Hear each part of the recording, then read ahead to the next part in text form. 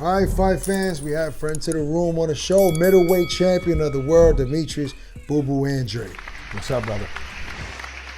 Listen, I mean, I don't even want to say we're going to address the elephant in the room. I mean, like, everybody knows what we want to talk about. I want to know what, after the press conference, once you exited the press conference, what was going through your mind? Where did you have to go?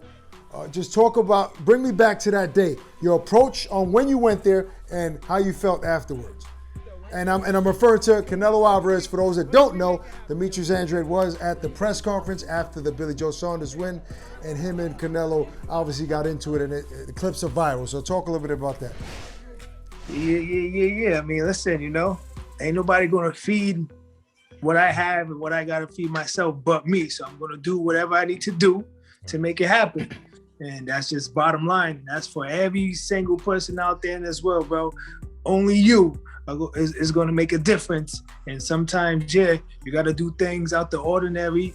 It may seem, but this been happening. This been going on for years, bro. I did not do anything new. I just kept something that's been in history in the sport of boxing. And the only sport you could do it in is run up on somebody else's press conference and be like, yo, when are we going to fight, bro? That's the only sport you could do that to. And with, other than MMA, of course, contact sport. But come on, man, we originated and we're originals. So, I just kept it going. I'm just letting the people know, like, this is like before me. I'm just doing it because that's how I learned how to do it.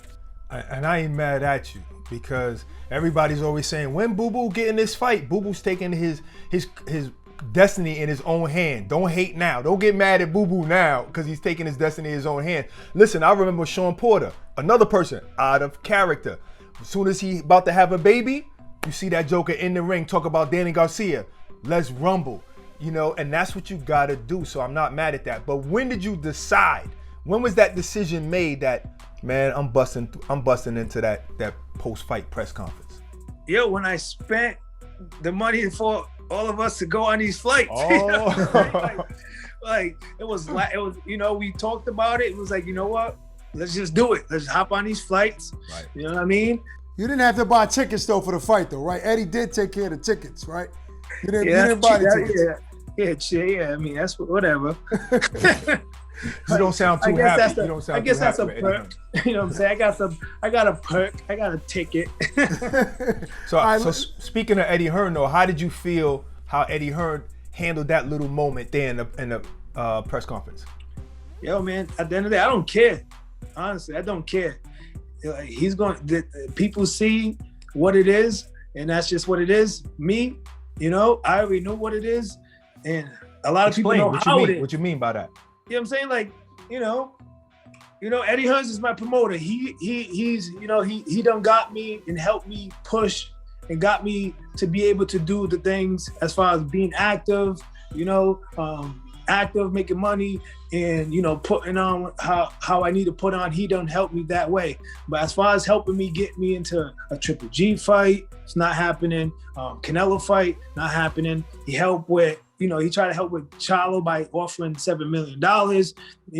No counter offer, no nothing, no no anything. So I don't know. But when it comes down to, that type of situation, people see how in which what he did, and that's it. But I don't care what he does. You know what I'm saying? I wasn't doing that for Eddie Hearn. I'm doing that for me, and I'm sparking what needs to be sparked a long time ago. And the facts are coming out, and people need to see it.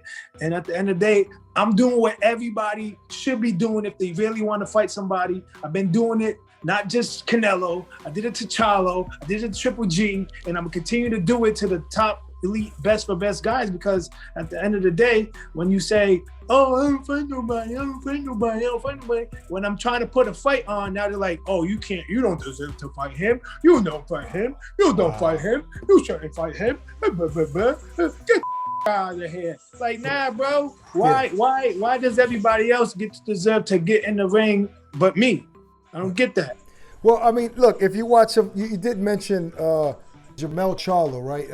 I'm pretty sure you saw the tweet that he put out. It says, Boo Boo and his dad are straight bums, totally disrespectful. He listened to his dad. That's why they running around broke as F. begging for a fight, both dummies. What do you say to Jermell Charlo? I mean, at the end of the day, that's how he feels. That's how he feels. I ain't got to say, but like had ran up on him and his brother time and time before. Like, let's fight then.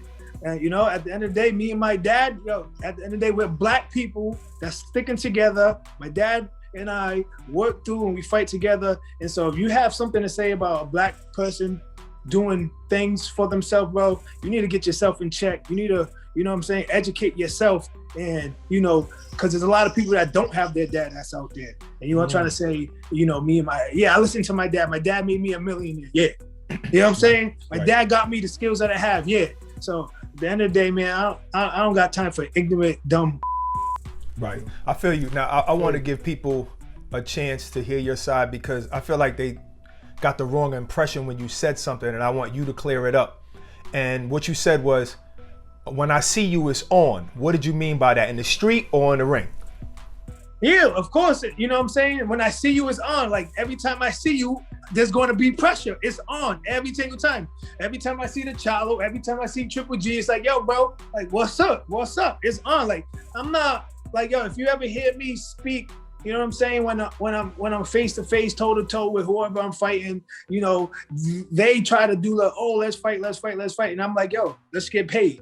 Let's get paid, bro. Like, what's the reason for me to fight Canelo outside and not get paid? What's the reason for me to do that with Triple G, Charlo? Like, there's no. When I see you, it's on. Like, yo, I'm gonna get it popping with you all the time. I'm going to put the pressure. You're gonna apply pressure. If you want to take it to that level, bro, you know what I'm saying? One thing about me, like, yo, I'm cool. I have fun. I'm humble. Like, we can joke around and shit, but if it gets serious, bro, we all can get serious. But that's not the type of energy I'm putting out there, nor that I disrespected him. I gave him his correct. Hey, Canelo, good job. Woohoo, congratulations. You know? Right. When can we make it happen? Now, Demetrius, tell me what do you feel about Canelo saying you're never going to get the fight, right? I mean, does that make you feel like, okay, maybe I need to start targeting somebody else because this dude is not going to fight? Because he clearly said that you're never going to get the fight. How does that make you feel? He's a coward, bro. He's a coward. To me, that's some coward. You can give people the opportunity, right, to fight. If it is about money, if it ain't about money, but you give people the opportunity to get in there and make a name for themselves, make a legacy, do something. But I can't do that. That's coward, bro. That's coward. Your fight Rocky Fairden, which what has he done for the sport of boxing? That was a good point that you said. Right. Yeah, what the last dude, Yurdum, I don't know. You know what I'm saying? What did he do for the sport of Colin Smith? He fought a bunch of old guys in Europe and got some like little championship, and all of a sudden he's somebody that's supposed to be getting in there with Canelo. If you look at my record, whatever, okay, what Billy Joe do to get that fight? He went 12 rounds with Martin Murray, bro. He went 12 rounds with Martin Murray. I mean, Callum Smith was a champion. He held the Ring magazine and WBA. No, I understand that. I understand that. I'm not talking about that. I'm not talking about being. I'm a champion. Right. No question. I'm not saying what you're saying is wrong. I'm not talking about being a champion. I'm a champion. I've been a champion in 2 weight divisions, and what I'm saying is, the excuse of me not fighting nobody, I try to fight Billy Joe. I try to go up to 168 to make the Billy Joe fight. What Billy Joe say? Oh, I knock Andrade out. I'd rather fight Andrade than wait for May to fight Canelo. And you know, it was all smoke and mirrors to get to use leverage to make maybe more money, to make the deal happen and get whatever they're looking to get, and they use my name for leverage to make the deal happen. But at the end of the day, if me and Billy Joe would have fought, and I feel like I have the confidence and ability to beat him, and if he can beat me, then beat me, because you're going to make way more money fighting Canelo next, because now you really fought somebody. You know what I'm saying? And then for me, now I really fought somebody, right? I fought Billy Joe. Right. And so I try to make that happen, and Canelo shut that down, because yes, he's a pound for pound guy. Why do you think so? Why he has the luxury. He has the luxury to do them type of things. I'm saying, but why do you think that he's approaching and handling this situation with you like this? Because it's an easier path. It's an easier path to fight Billy Joe. If you look at Billy Joe's last fight, you look at my last fight, you look at the 2 opponents. My opponent trash with Martin Murray. He would probably get Martin Murray out of there in a few rounds. Billy Joe couldn't even get Martin Murray out of there. He looked sluggish. He looked like and then you think that's the guy that's going to beat up Canelo? Come on, man. Yo, it is what it is, man. You know? It is what it is. You know, my hat goes off to everybody that steps into the ring because it's not easy. Amen. You know? But as far as fighting who, like, the excuses for to not get in the ring with me or, you know, consider or, like, put the attention and call me a horrible fighter, say I will never get into a fight with you. Yo, that's coward when you're willing to give these European guys that do nothing for the United States, that has done nothing for the sport of boxing for us, they can get it, but we can't. And the truth be told is because that's an easier fight. I'm all for a champion, you know, putting the pressure on every fighter to try and get the fight that he wants. You know, I don't like when people say you haven't fought anybody because you're actually trying to fight everybody. Okay, people saying that, right? Let me see. I fought Willie Nelson, right? Willie Nelson. I remember that. Knocked out Tony Harrison. And Tony Harrison beat Charlo. So that means I didn't fight nobody? Okay. I fought Grady Brewer, who was on a contender, right? Oh, that ended up knocking out Guerrero. Yeah, right? That he was like undefeated, 23-0, yeah. 20 knockouts, was the Dominican sensation. Yeah. Boom. Next fight, y'all, I'll fight him. Beat him. Whoop. Vannes Rosen. Whoop. You know what I'm saying? I'm fighting live dogs. Nobody's coming to lay down. And I'm hitting these dudes with shots, and they're like, get right back up. You guys witness the I be landing on people, but at the end of the day, I'm fighting live dogs. I mean, what am I supposed to do? Continue to fight, continue to get in the ring, and continue to hear people say, I don't fight nobody. When I do approach and make awareness, like, yo, I be trying to do this. Yes. And then when I do it, I gotta hear backlash. But it's all good. Have you had a conversation with Eddie Hearn since the incident? Nah. Nothing. Me personally, have you tried calling them? I don't even know if they like what I did. I don't even know if they like what I did. So they haven't made an attempt to contact you, and you haven't made the attempt either. Nah, man. Okay. Nope. Oh, you know what? This is why we called you. Eddie told us that he's dropping you. He just wanted us to tell you. That's all. Now he's doing what? He's dropping you. He's dropping you from Matchroom. So he told us to call you and tell you. No. Hey. That would be crazy. That would be crazy. But shouldn't the pressure really be on Eddie though? Because I'm sure when he signed you, he had to throw a couple of names at you like, yo, Demetrius, don't worry. Eventually you'll get this person, right? You know, running it back, right? Running it back. You know what I'm saying? Bring it back a little bit. Oh, yeah. I was, Canelo beat Triple G. He was like, oh, I want to be first middleweight undisputed champion. Eddie Hearns was all over it. Oh, Demetrius Andrade. Mission Puzzle. Oh, Canelo, Andrade. If he really wants to do it, all he has to do a fight. And he was with Golden Boy at the time. Oh, yeah. Woo, ha, yeah, woo. And then, Golden Boy and him fell out, and it's just like, it's Canelo. Now Eddie said on our show that he loved what happened in the press conference. He said he loved it. It's good for the sport. I didn't do anything new, but I did it as far as like that new era today. Like, yo, who's really falling up on guys nowadays? And yo, it's me.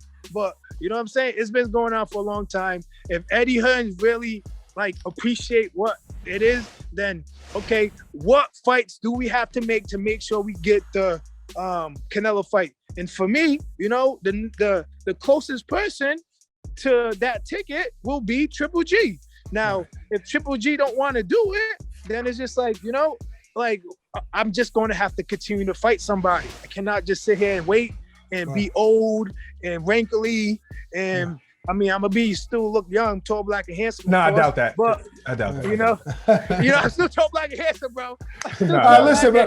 You're losing a little bit every day. Still tall, black, and handsome. Hold on, before we get out of here, we're going to do the standing eight real quick. Word association, Demetrius. We're going to give you one name. You describe this person with one word. Jermell Charlo. Wangster. Jake Paul. Gangster. Triple G. Triple G. Oh, he a flanker. He's a flanker. You better not rhyme with this one right here. David Benavidez. He's definitely He's an OG, man. He got an OG spirit right there. That's an OG for you. Caleb Plant. Caleb Plant, you know, sweet hands. What can I say? Eddie Hearn. Or Eddie Hearns, like you said. you know, he's out here rocking Dolce Gabbana pajamas and But describe him like, in one word. Thank you, Canelo, for my Dolce Gabbana underpants. All right, next, Billy Joe Saunders. I mean, talk is cheap. All right, Canelo Alvarez. Coward today. All right, there you have it. It's Demetrius Boo Boo Andrade. Thanks for taking the time, champ. We'll talk to you soon, man. Take it easy. All right, guys, man, keep doing what you do.